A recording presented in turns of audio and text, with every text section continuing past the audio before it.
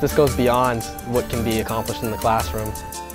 All the people are wonderful and you learn so much in 2 weeks. The experience and immersion that I've had in Peru with interculturality has helped me become a better person, a fuller person. This is essential to a liberal arts education.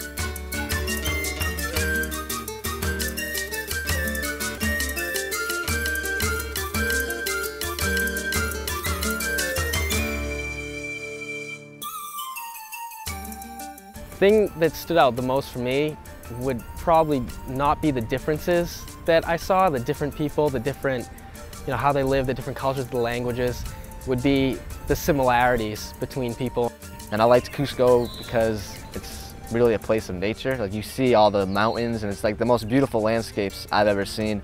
But it's not just the landscapes that you need to appreciate, it's the people that inhabit these landscapes. Machu Picchu was definitely, other than going into the rural communities, was my favorite, just because it's so awe-inspiring. It was so nice to walk around it, but also just to sit and lay down and feel peaceful and almost like you're a part of history by being there.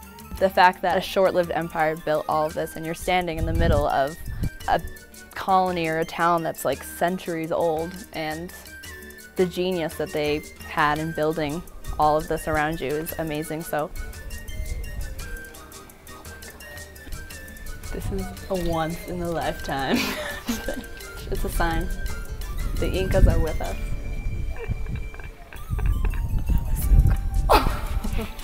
The two parts of the trip that stood out for me most, I think, were the two immersions, one in the barrios of Lima and the second one in the small community of Quixuarani in the Andes.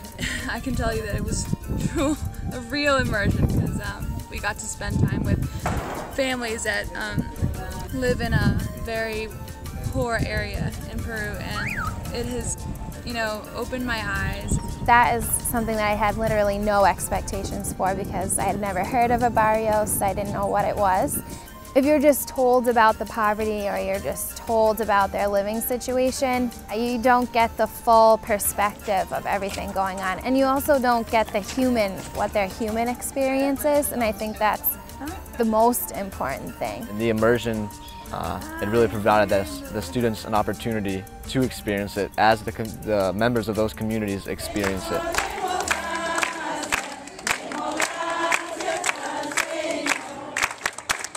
Sometimes people are scared to visit third world countries and have this particular idea of what it will be like, but then once you're there and you're learning about the politics, the economy, the social situation, women in Peru, everything, it opens your eyes. So today we learned about the armed conflict here in Peru that lasted from 1980 to 2000. According to the Truth and Reconciliation Commission, there were 70,000 victims of the internal armed conflict. Each one of these pebbles or rocks represents a person that was either killed or kidnapped during the conflict. May peace prevail on earth, but it has this in different languages. And since we are talking about peace, I just wanted to point that here is the Hebrew term shalom that we're studying. It was really special to be able to feel connected to them, even though you've never personally lived through their experience before. It really is an overwhelming experience, and it's intense, and this is a great experience for someone who's curious about the world.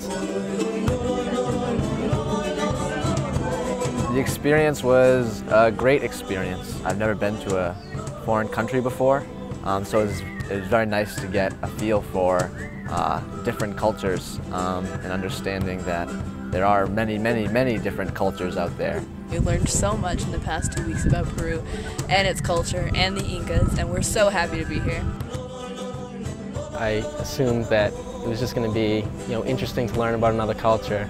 It would be fun, it would be a great experience, it would help me understand different people, different cultures, but I didn't really expect it to have a transformative experience.